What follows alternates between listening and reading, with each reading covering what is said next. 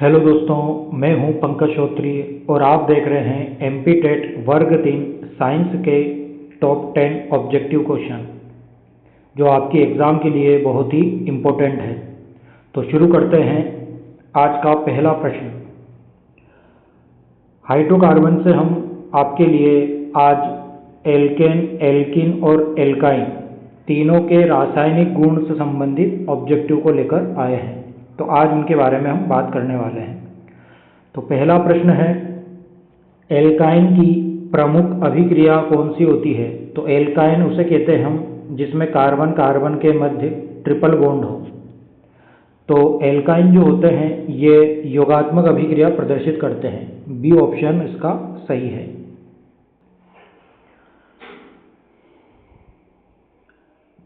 अगला प्रश्न है, एसिटिलीन को ब्रोमीन जल में प्रवाहित करने पर क्या देखा जाता है? तो इसका बी ऑप्शन सही होगा। ब्रोमीन जल का रंग जो होता है वो फीका हो जाता है। ब्रोमीन का रंग वैसे लाल होता है, तो ब्रोमीन का उपयोग हम ट्रिपल बॉन्ड की पहचान करने में भी करते हैं। तो यहाँ पर ट्रिपल बॉन्ड की पहचान करने के लिए हम ब्रोमीन जल का उपयोग किया जाता है। तो एसिटिलीन या एथाइन में जब ब्रोमीन जल को प्रवाहित करते हैं तो ब्रोमीन का रंग फीका हो जाता है। इससे ये पता चलता है कि यहाँ पर कार्बन कार्बन के मध्य या तो डबल बॉन्ड होगा या फिर ट्रिपल बॉन्ड। अगला प्रश्न है, एसिटिलीन की अमोनिया कल सिल्वर नाइट्रेट के साथ अभिक्रिया में कौन सा अवक्षय बनता है? तो यहाँ पर सफ़ेद अवक्षय बनता है और इसे हम टोलेन अभिकर्मक भी कहते हैं, अमोनिकल सिल्वर नाइट्रेट को। अगला प्रश्न है, एल्काइन में ट्रिपल बंध की उपस्थिति के कारण वे अत्यधिक क्रियाशील होते हैं। तो बी ऑप्शन इसका सही है। ये अभिक्रियाशील होते हैं या अत्यधिक क्रियाशील होते हैं।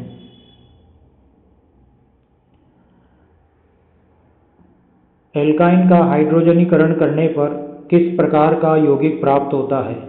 तो जब हम एल्काइन का हाइड्रोजनीकरण का अर्थ होता है हाइड्रोजन का जुड़ना, तो यहाँ से भी पाई बंध टूटेगा और ये वाला पाई बंध भी टूट जाएगा। तो यहाँ पर एक इलेक्ट्रॉन इसका, एक इलेक्ट्रॉन इसका और एक इलेक्ट्रॉन इसका और एक इलेक्ट्रॉन, तो 4 हाइड्रोजन यहाँ पर जुड़ जाएंगे। तो हमें मिलेगा एल्केन। पहले एल्कीन में बदलेगा, उसके बाद फिर एल्केन प्राप्त होगा। तो बी ऑप्शन इसमें सही है। एल्कीन का सबसे प्रमुख रासायनिक गुण कौन सा है? तो एल्कीन जो होते हैं वो योगात्मक अभिक्रिया प्रदर्शित करते हैं। एल्कीन उसे कहते हैं जिसमें कार्बन कार्बन के मध्य डबल बॉन्ड हो। अगला प्रश्न है, एल्कीन में ब्रोमीन का डीकलरीकरण किस अभिक्रिया का उदाहरण है? तो यह जो अभिक्रिया होती है वो एडिशन अभिक्रिया होती है, योग अभिक्रिया। इसमें दोनों ब्रोमीन 2 कार्बन पर जुड़ जाते हैं और इसके द्वारा हम डबल बॉन्ड की पहचान करते हैं। अगला प्रश्न है, एल्कीन में हाइड्रोजन हैलाइड का योग किस नियम का पालन करता है?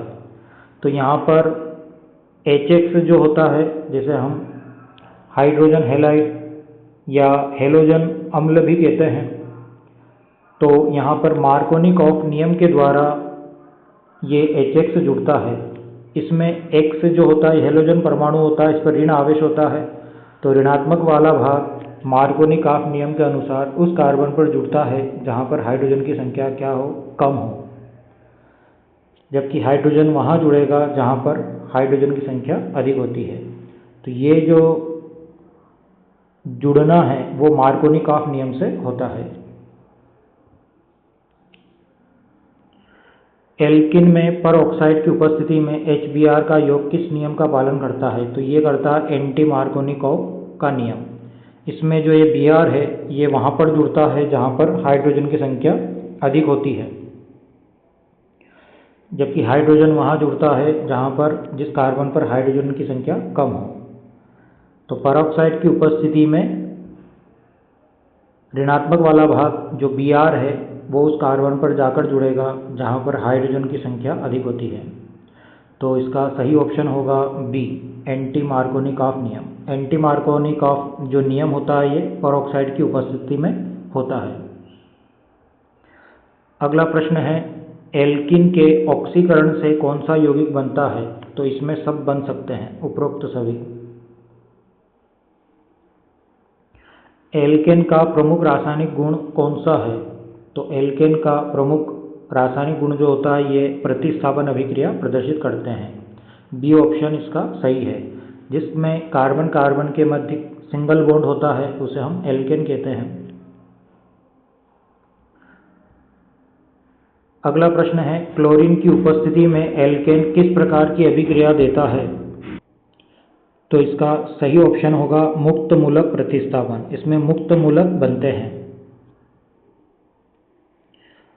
अगला प्रश्न है मीथेन का ऑक्सीजन की अधिकता या अधिक मात्रा में दहन करने पर क्या बनता है? तो इसमें CO2 और H2O बनेंगे। अगला है एल्केन का नाइट्रेशन किसके द्वारा किया जाता है?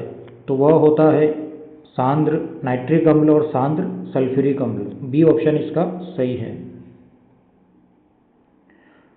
और लास्ट प्रश्न है एल्केन और क्लोरीन के बीच प्रतिस्थापन अभिक्रिया प्रारंभ करने के लिए किसकी आवश्यकता होती है? तो इसमें यूवी लाइट की आवश्यकता होती है। प्रकाश की उपस्थिति में यह अभिक्रिया होती है। तो आज के लिए इतना ही। वीडियो देखने के लिए बहुत बहुत धन्यवाद।